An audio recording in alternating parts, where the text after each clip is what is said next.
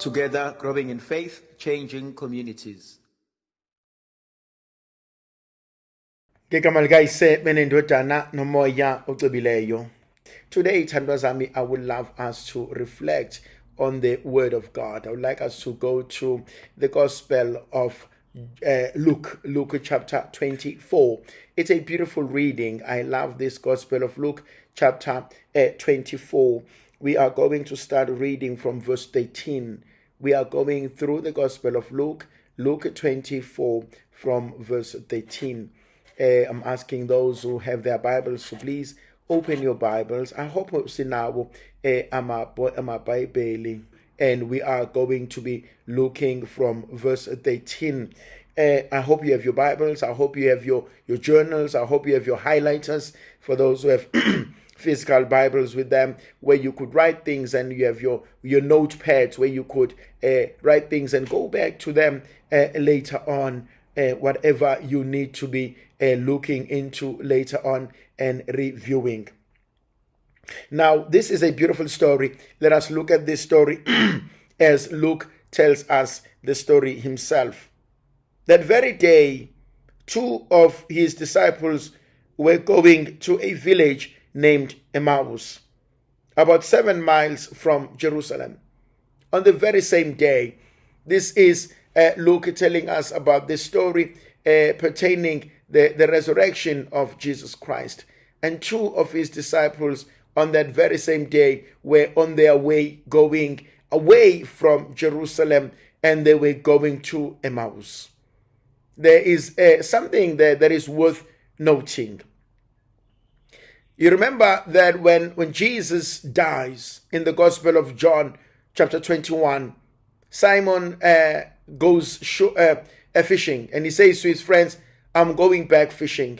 And 7 of them leave and they go back fishing into something they know, because they are struggling to deal with grief. They are struggling to look at death, or to deal with a loss. They struggle with that. We also know that when Jesus hears about the death of Lazarus, he cries. He cries bitterly. The shortest verse ever in the gospel, Jesus wept. He goes up to Mary and Martha. We also know how Mary and Martha deals with the death of their brother. They blame Jesus. They said, if you had been here, my brother will not have died. We know that when John the Baptist dies, Jesus goes alone into the mountain, into a prayer with God. That's how he grieves. That's how he deals with a great loss. And these two companions, when they've heard about the death of Jesus, they leave Jerusalem and they go to Emmaus, which is a city or a village which is 7 miles away from Jerusalem. It's quite a long distance. But they just leave everything behind and they go. And I want to look into someone who's had a hard time. I want to talk to and with someone who hasn't had it right, who hasn't had it easy. Obuka impilo yakhe athi it hasn't been smooth. Izinto azihlangani. Izinto azenzeki. And I'm seeing here these disciples walking away. Are they running away? Are they looking for peace? Are they just looking for solace? Are they looking for someone to journey with them? There's a lot that probably goes on in their lives. And ngifuna ukuthi mhlawumbe kumina nakuwena, sometimes abantu don't get it. They don't get us. They don't understand us. There's a lot that you are probably going through, and you've given them hints. You've given us the notion that I'm not okay. And maybe the things that we keep on saying to you, ayibekezela kuzolunga. Maybe we keep on saying kuwena, hayi vele wena uyathanda overreact. And I just want to say to you, you are not alone. I just want to say to you, I feel I understand and I see that sometimes life forces us away from our homes, forces us away from our people that we love. Sometimes the pain becomes too much and we just want to run away. And I'm willing to say, kwesinye isikhathi siyafika isikaba lana engathi ungafane ungene emotweni, ungene eTaxini uduke. Siyafika isikaba la engathi ungahamba ungabusabuya. Ingakho abanye abantu, it gets so worse that they end up taking up their lives. And I'm saying, let it not get to that point. Let it not get to a point where you say, Senkhathele. Let it not get to a point where you say, Angisafuni lutho. Sometimes ithandwa zami, raising kids on your own can be too much. Sometimes looking after a sickly parent can be too much. Sometimes taking care of your children and your grandchildren financially can be too much. Sometimes we're dealing with someone with a physical disability or mental disability can be too much. And sometimes people say, I just need a break. Ngidinga umuntu ozongikhathaza, ozongiphumuza rather. Kwesinye isikhathi, being a mother is a blessing, but it can be too much. Being a father can be too much. Being a husband can be too much. When everything ibhekwe kumina, wonke umuntu efuna yonke into ibheke mina, yenziwe yimina. And ithandwa zami ngifuna ukuthi I see that and God knows it. Ingakho Luke chapter 24 verse 13 makes perfect sense. That on the very same day they left Jerusalem. It was just too much to bear. And ngifuna ukuthi mhlambe kuwena empilweni yakho, what are the things that are weighing heavily on you?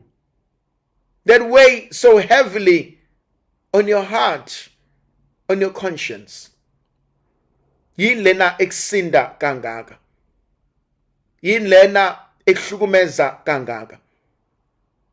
And abanye bethu, it could be a sense of guilt, whether it is justified or not.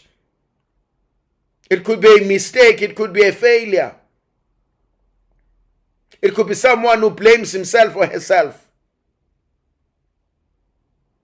And whatever it is, kwabanye, it could be something that comes from an external force, where you are made to believe ukuthi you are useless, where you are made to believe ukuthi you are not good enough, and so it becomes too much. And I acknowledge ukuthi kwesinye isikhathi sihlala nabantu who are so busy with their lives ababoni even when we are drowning. And I also acknowledge ukuthi in our homes, in our churches, in our communities, even at work, everybody expects us to perform. Unfortunately, we live in a very competitive world where we must always come on top, where we must always win, where we must always succeed, where we must always climb. But kwesinye isikhathi, it just becomes too much. Kwesinye isikhathi, I just want to rest. Kwesinye isikhathi, I just want to do absolutely nothing. And I acknowledge those feelings. And so Luke 24 verse 13, the very same day they were going into a village named Emmaus. Verse 14, they were talking with each other about all the things that had happened in Jerusalem. They are talking with each other. They are revisiting. They are opening up. They are dealing with things. And maybe the first thing for me that is important to look into is to ask, do you have a companion? Do you have someone you can talk to? Maybe umbuze ngifuna ukubuza, do you have someone who understands you? Who gets you? Umuntu okwazi ukukhuluma naye. Yabona ithandwa zami kwesinye isikhathi, we need someone we can talk to. We need someone who will not judge us. We need someone who will not pontificate. We need someone who's not going to play an attitude of holier than thou. But we just need someone who is able to sit with us. We need someone who is able to understand. We need someone who's able to hold us by the hand. We need someone who just says, I'm here. One of the most beautiful things is to know that I'm not alone. And so what I'm seeing, ngale couple, in as much as they are moving away from the place of tragedy, from the place of trauma, they haven't bottled things inside. They are not running away from their pain. And what I find absolutely interesting, they are not blaming each other. They are not blaming anyone. They are just opening up. And kwesinye isikhathi, that's what we need to learn as families, as couples. Yabona ithandwa zami, isekuseni namhlanje kwezinye indawo, intambama kwezinye indawo. Abantu, they can wake up on the wrong side of bed. Banama issues abadila nabo. Baneyinkinga abayithwele. Yabona njoba sihamba sonke siseteksini, sisestimeleni, sisebhasini, sisemotweni, yilowo nayilowo unezinto adila ngazo. Just because we all sit together at work, just because we all laugh, just because we all smile, it does not mean azikho izinto umuntu adila nazo. Thandwa zami, there's so much going on. Ukuthi abantu are not talking to us about it, it doesn't mean impilo zabo perfect. Yabona kwesinye isikhathi abanye abantu baze bathi, I so wish ngingakhombisa impilo yami and what I go through. I so wish you can leave a portion of my life for a day and see what I go through. And what I love the most, they are able to talk with each other about it. Thandwa zami, kubalulekile to do a debriefing. Kubalulekile to outpour yourself. Kubalulekile ukuthola indawo okwazi ukukhuluma kuyona. Yabona ayikho into ebalulekile than ukuba nomuntu okwazi ukuba honest naye. We all need someone we can be alone with, we can be honest with, and we can talk without knowing or with no fear of being judged or misunderstood. It is important. It is healthy. It is good for our psychological mind. It is good for our spiritual growth. It is good for us as abantu. Now, if you go to verse 15, while they were still talking and discussing together, Jesus himself drew near and he went with them, but their eyes were kept from recognizing him. Kwathi besakhuluma bebuzana, uJesu uqobo lwakhe wasondela wahambisana nabo, kepha amehlo abo ayebambekile ukuba bambone. That's the most tragic thing. That Jesus walks with them. They couldn't recognize him because they are so engrossed into their own pain. Yabona ithandwa zami, khona abanye bethu who have gone through so much in life that even when a good person comes along, we don't trust them. We've gone through so much hurt. Ukuthi noma ngafika umuntu osithanda ngenhliziyo enhle emhlophe, we still doubt. And you soon realize ukuthi I am seeing this person through the lenses of my previous relationship. I am seeing this reality through the lenses of my previous experiences. Indila ubona khona ukuthi balimela abantu bakaNkulunkulu. Ila ubona khona ukuba silimazene njengabantu bakaNkulunkulu. Noma sebehamba noNkulunkulu abamboni. Inibhlungu leyo nto if uyibona kubantu abathi bayathandana. Ibhlungu leyo nto if ubona umuntu destroying that which is meant to be healing him or her ngoba akakayikhumuli izibuko ze past experience. And kwesinye isikhathi I need to ask for healing.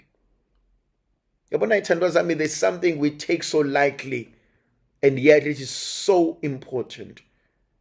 Healing of the past. Ukuthi uNkulunkulu akake aye empilweni yami. Yabona kunento ekumele singayikhohlwa njengabazali. Uyabona ukuxabana kwami nonkosikazi wami phambi kwabantu abami impact on them negatively.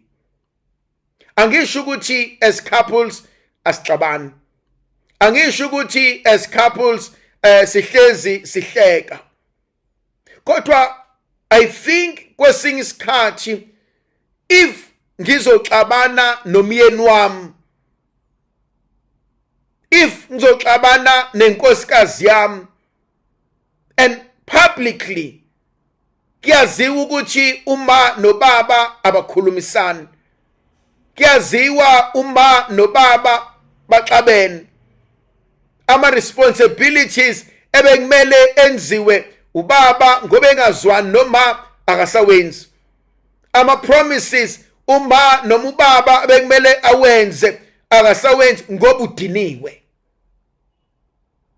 Yabona ithandwa zami, just because abantwana bethu don't talk about it, it doesn't mean they don't see it.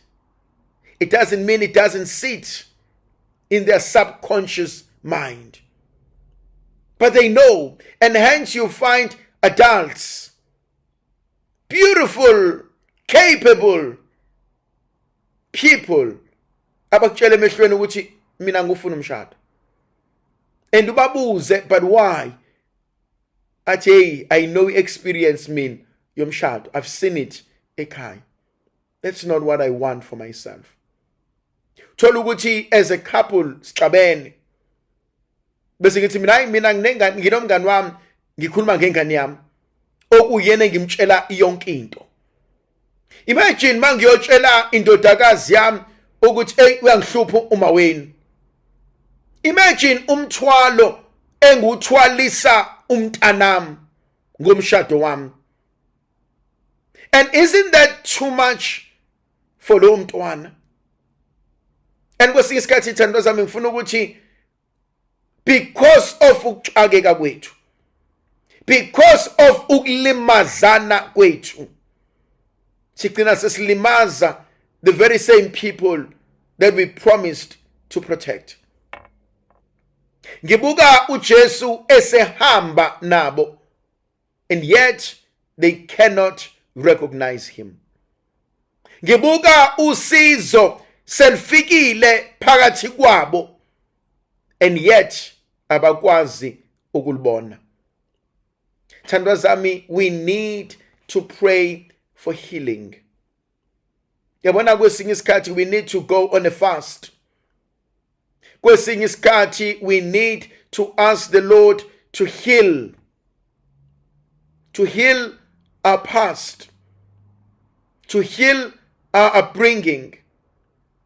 Uma kukhona izinto ezenzeka kuthina, whether we are aware of them or not aware of them, kodwa if lezo zinto zine impact on who I am today negatively, ngiyacela Nkosi, heal me from that. Kubalekile ithandwa zami to heal our memories. Uthi Nkosi, ngicela uhambe nami kulezinto esengidlule kuzona. Ngicela uhambe nami kulezimo engidlula kuzona. Thola ukuthi ubaba noma baxabene, ubaba xosha uma, ubhizi uma, uhamba nathi ehamba ehlala imizi ngemizi, ehamba eqasha, and yet kunekhaya esilaziyo kodwa asikwazi ukuya kulona ngoba ubaba ufuna ukubulala uma. Imagine the pain we are causing to our children. Thola ukuthi uma uxosha ubaba, uma uvuma abafowabo bezolwisa ubaba ekhaya, ambizela amaphoyisa, amshaye, amxoshe, amthuke, amenze zonke izinto. Imagine the harm we cause to our kids. It's sad when you read Luke 24 verse 15 and 16. Ukuthi uJesu came and he stood among them. He walked with them, and yet they couldn't see him. Verse 17, he said to them, "What is this thing that you are talking about with each other as you walk? Zindaba zini lezi enizikhulumayo njengoba nihamba na?" Base bema benyukubala. I like that. They stood still looking sad. Pero babuza umbuzo obalulekile. Zindaba zini lezi ezinikhathaza kangaka na? Yilena edala ukuthi ngingabi nakho ukuthula. Yabona kwesinye isikhathi ithandwa zami, as we drive to work, akuve kulula ukuba sihlale ngegama lomuntu size sifike la siya khona. Akuve kulula futhi uku-offload ukuthi hayi ave ngicikileke namhlanje usibanibani uyazi wenza ukuthi nokuthi nokuthi nokuthi, and sonke siyazi makuye kwangena usibanibani into yokuqala azositshela ngayo into eyenzekile. Khona abantu ekwaziwayo ukuthi meka ngene emotweni, mangeke ngambone officeini, mangifuna umgosi, mangifuna indaba ukuthi kwenzakala. Khona abanye abantu ithandwa zami who have no filters. Uthola ukuthi indaba zakwakho zonke siyazazi officeini. Thola ukuthi into ebeniyenza ngeweekend siyayazi.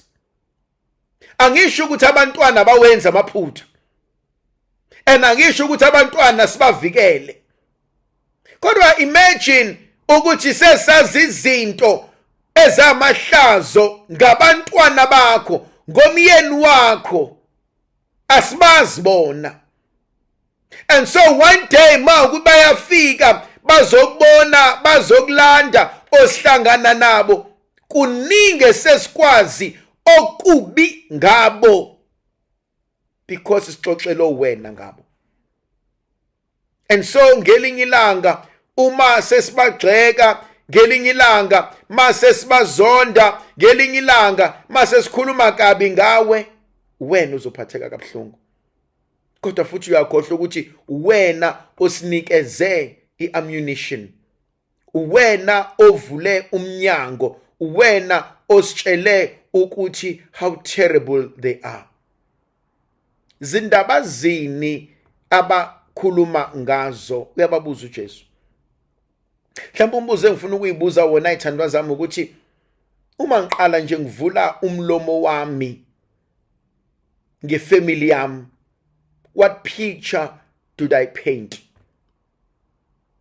Makuthiwa nje ngiyakhuluma, khona abanye abantu ithandwa zami angazi kusuke kwenze njani but bayathanda ukukhuluma ngemndeni yabo.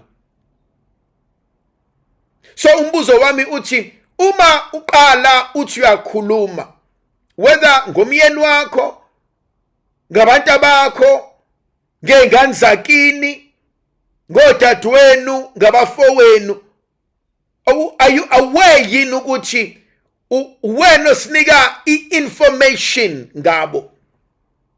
Are you aware yini ukuthi wena ositshelayo ukuthi kahle kahle uma wakho unje, ubaba wakho unje, ingane zakho zinje?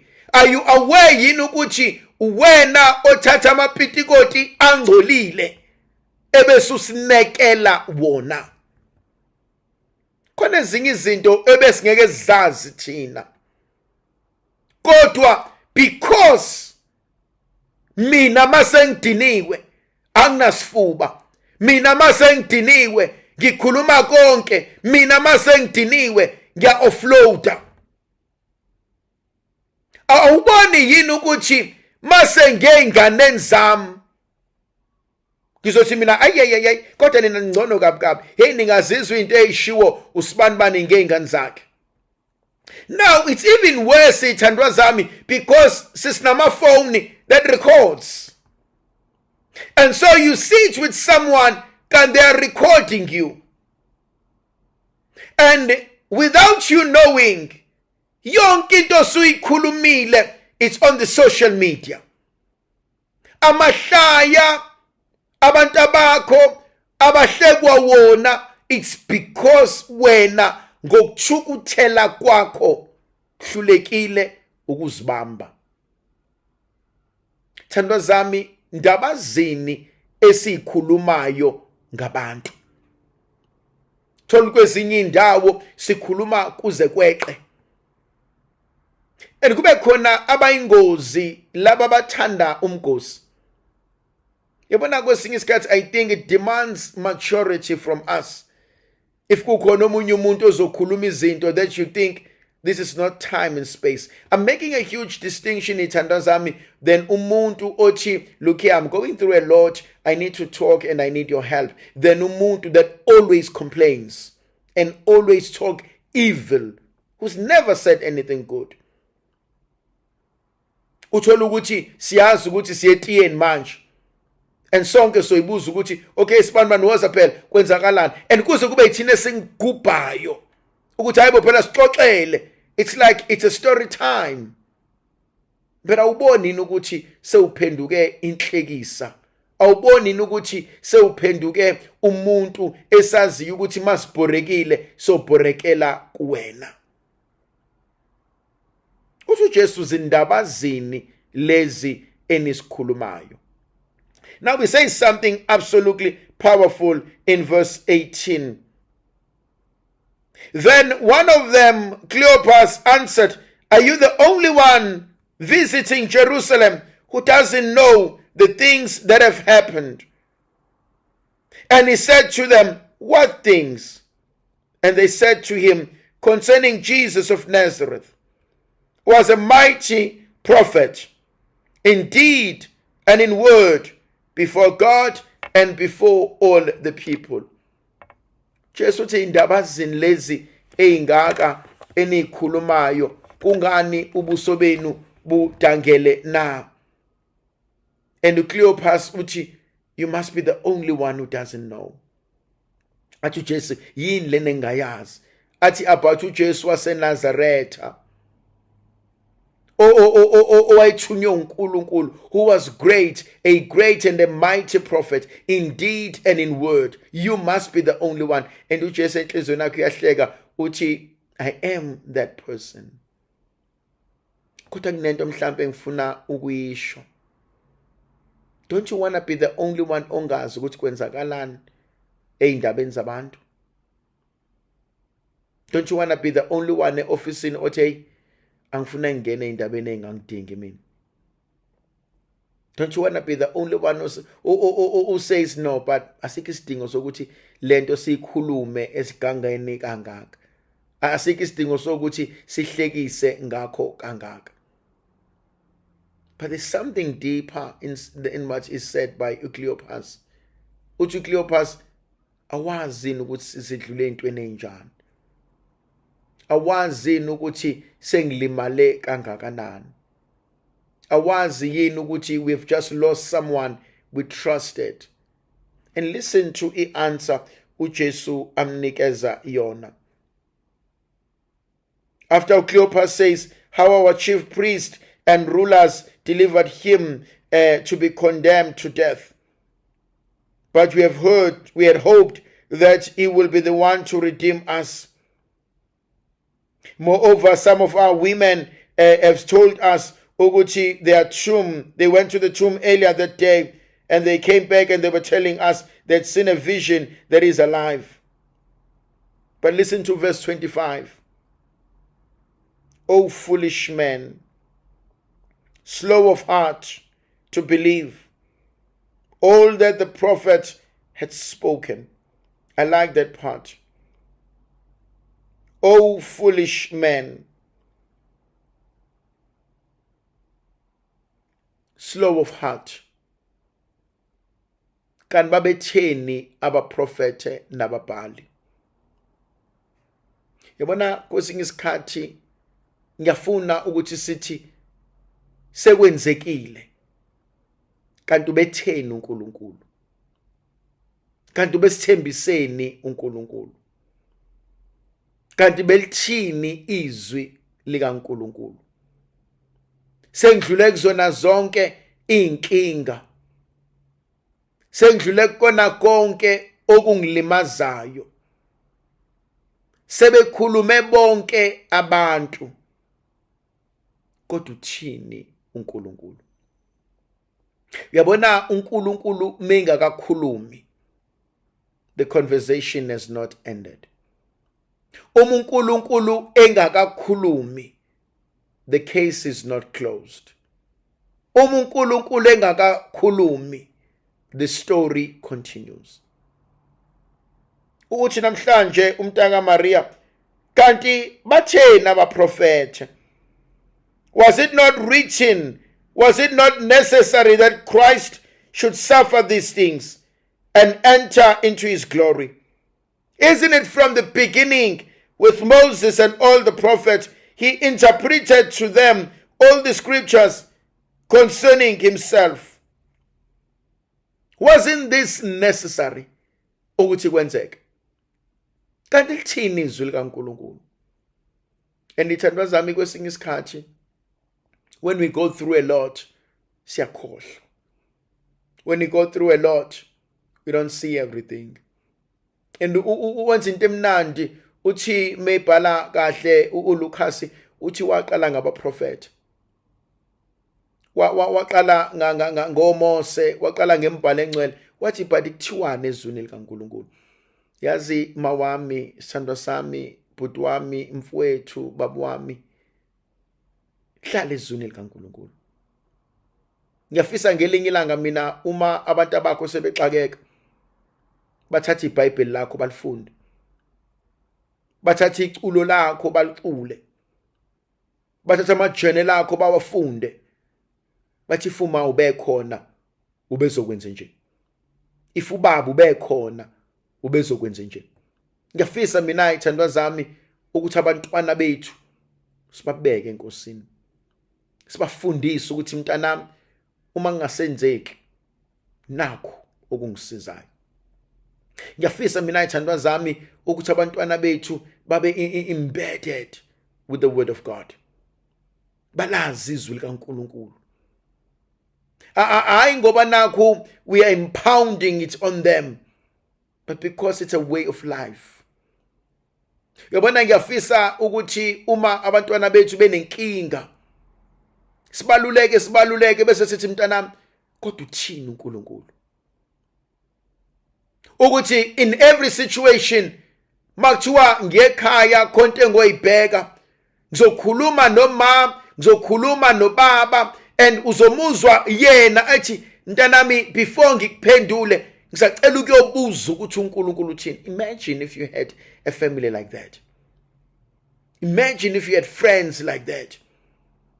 Athi mfowethu ngicela ukuthi ngiye unginike isikhathi ngiyokhuluma uNkulunkulu ngisacela ukuyobuza kumphathi womsebenzi ngisacela ukuyobuza kumnikazi then ngizobuyela kuwena. Imagine if you had people like that.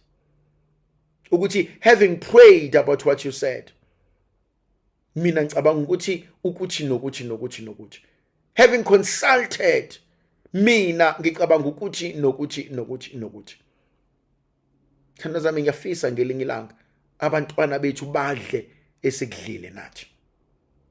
Ngiyafisa ngelinye ilanga abantwana bethu bayizwele ubumnandi bokuba khona enkosini kuzo zonke izimo, kuzo zonke inhlupheko, kuwo wonke ama challenges. But ngiyafisa ukuba abantwana bethu bahlale ezwini likaNkulunkulu. Athi ubhala kahle uthini umoya kaNkulunkulu emabandleni. We need to be a family that is scripture based. We need to be a church that is scripture based. We need to be a community that is scripture based. Kuthi uthini kodwa uNkulunkulu ezwini lakhe. Kusho ukuthi obhala kahle izwi likaNkulunkulu lingamadoda asiqondisayo endleleni. Yabona uNkulunkulu akalenzi iphutha. And so Jesus, when he goes through the scriptures, he does that to them. And as they were drawing closer into a place, he acted as if he was going further. But they urged him, they begged him, saying, "Stay with us, Lord. For it is towards evening, and the day is almost spent." So he went in and he stayed with them. Bathe sebesondela emzaneni thizeni washaya sengathi uyahamba. Bamncenga bathi hlala nathi Nkosi ngokuba sekuzakuhlwa nemini isiyadlula. Wangena wahlala nabo. That's the word for today. Hlala nami Nkosi ngokuba imini isiseduze. Hlala nami Nkosi ngokuba imini isiseduze.